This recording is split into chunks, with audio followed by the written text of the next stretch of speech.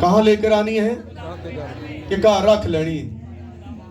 सोच लो जरा, घर रखोगे तो कभी भी ਤੁਹਾਨੂੰ ਦਾ ਫਾਇਦਾ ਨਹੀਂ ਹੋਏਗਾ। ਰੱਖ ਕੇ ਵੇਖ ਲੈਣਾ, ਕਈ ਸਾਲ ਤੁਸੀਂ ਰੱਖ ਕੇ ਵੇਖਿਆ, ਲੁਕਾਉਣ ਦੀ ਕੋਸ਼ਿਸ਼ ਕੀਤੀ, ਨਹੀਂ, ਉਹਨੂੰ ਫੌਰਨ ਖੁਦਾ ਦੇ ਕਲਾਮ ਦੇ ਮੁਤਾਬਿਕ ਉਹਨੂੰ ਖੁਦਾ ਦੀ ਹਜ਼ੂਰੀ ਦੇ ਵਿੱਚ ਲੈ ਕੇ ਆਓ।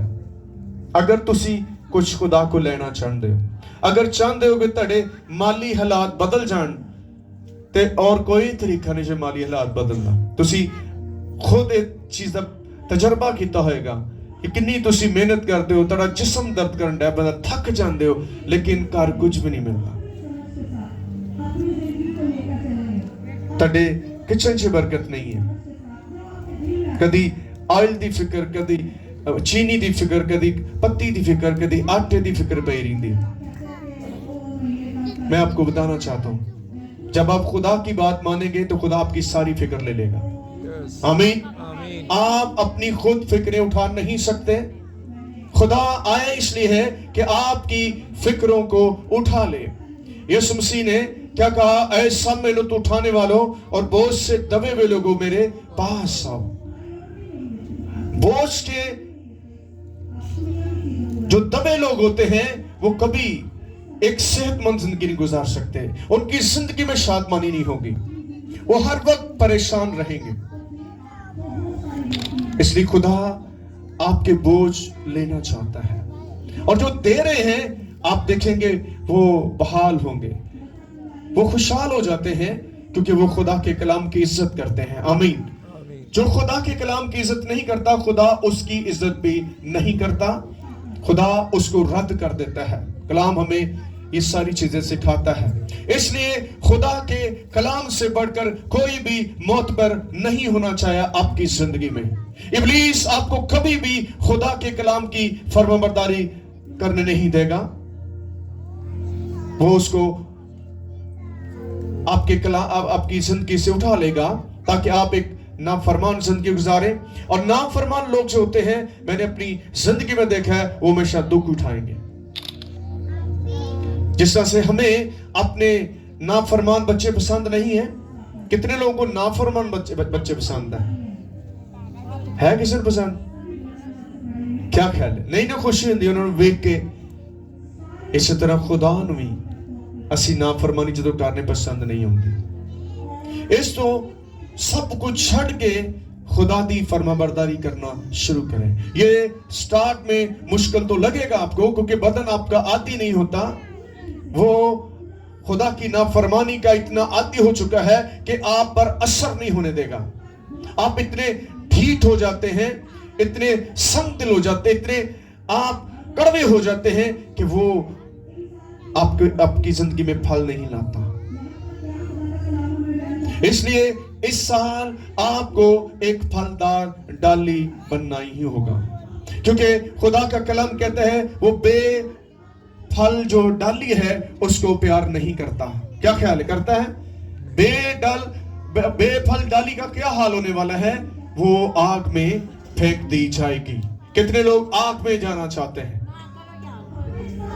अगर आप आग में नहीं जाना चाहते तो उसका प्रूफ आपको देना पड़ेगा। आपको कलाम की उन बातों पर अमल करना होगा जो खुदा आपसे और मुझसे करता है। मैं आपको बताना चाहता हूं, हम सबका दुश्मन इब्लीस जो है वो हर मुमकिन कोशिश करेगा। कलाम में लिखा है कि वो शेरे बबर की तरह क्या करता है? ढूंढता और धारता है। वो ढूंढता रहता सानू, वो आराम से नहीं बैठता, वो बहुत बिजी है, वो बहुत मसरूफ है, क्योंकि उसके पास एक मंसूबा है। और वो मंसूबा क्या है? कि आपको फाड़ खाए, आपसे वो जिंदगी छीन ले जो यीशु मसीह ने आपको दी है। आप उसको लाइट कभी ना ले। लोग उसे लाइट लेते हैं, कुछ नहीं हुंदा, साडा क्यों ने बिगाड़ लेना है। खबरदार, बाइबल कहती हो जाए, होशियार हो जाए, क्योंकि तुम्हारा मुखालिफ इब्लीस गर्जने वाले बब्बर की मानिश है। वो क्या करेगा? आपको फाड़ देगा, आपको हलाक कर देगा। اس لیے آپ کو بہت زیادہ بی کیئرفل ہونے کی ضرورت ہے. وہ مختلف حملے آپ پر کر سکتا ہے، اور وہ کن پر زیادہ کرتا ہے؟ جو خدا کے ساتھ چلنے والے لوگ ہیں. وہ کبھی نہیں چاہتا کہ آپ خدا کی حضوری میں آئیں. آج صبح اس نے ہم پر بھی ایسے حملے کرنے کی کوشش کی، لیکن ہم نے بھی ٹھان لیا کہ ہم خدا کے گھر میں جا کے رہیں گے. آمین. وائف کی اچانک طبیعت خراب ہو گئی. وہ کہتی میں نہیں جا سکتی، آپ بچوں کو لے کر چلے جائیں. میں نے کہا نہیں، ہم دعا کریں گے. یہ ابلیسی حملہ ہے، کیونکہ ہفتے بعد ہی ہم نے جانا ہوتا ہے، تو وہ نہیں چاہتا کہ ہم خدا کے قدموں میں جائیں. ہم نے پریئر کی، میں نے خود پریئر کی، خداوند اپنی بیٹی کو قوت دے تاکہ وہ تیرے قدموں میں جانے کے لیے تیار ہو. اور خدا نے فرسٹ ہماری اس پریئر کو سنا اور اس کو اسی وقت شفا دی. آمین. Hallelujah hallelujah. اب دوسری کیا ہوا کہ سسرال میں شادی ہے تو گیسٹ آئے ہوئے ہیں.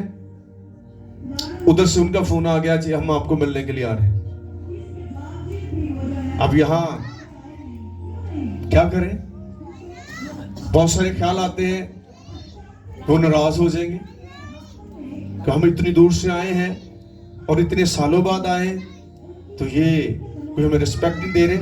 ایک نیا ٹیسٹ ہے. میں ابھی تیار ہو رہا تھا تو واش روم میں میری بیگم لے کے آئی. وہ کہہ رہے ہیں ہم نے آنا ہے ملنے کے لیے. تو میں نے کہا ان کو معذرت کریں کہ ہم نے چرچ آنا ہے. آفٹر چرچ وہ آ جائے. یہ فیصلہ کرنا تو مشکل ہے، لیکن ہم نے اس فیصلے کو لیا. وہ ناراض ہو جائیں گے تو نو پرابلم، خدا کو ناراض نہ کیجیے. آمین.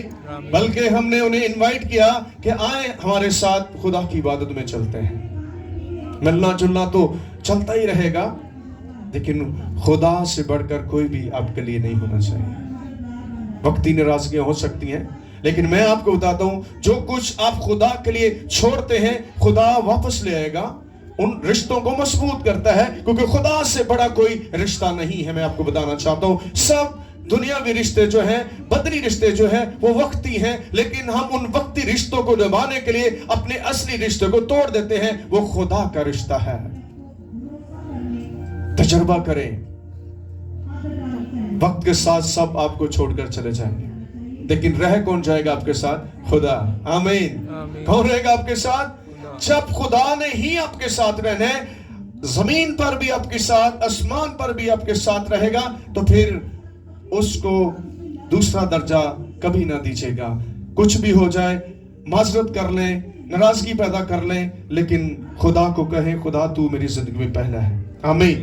کچھ نہیں ہوگا. میں آپ کو بتاتا ہوں، وہ جو لوگ جن کو آپ یہ میسج دے رہے ہو، ان سے ریکویسٹ کرتے ہو، معذرت کر رہے ہو، خدا ان کی زندگی میں بھی کام کرے گا. وہ بھی اس پیغام کو قبول کریں گے کہ یہی ایک ایماندار کی زندگی میں ہونا چاہیے کہ وہ خدا سے بڑھ کر کسی اور کو اہمیت نہیں دے. آمین.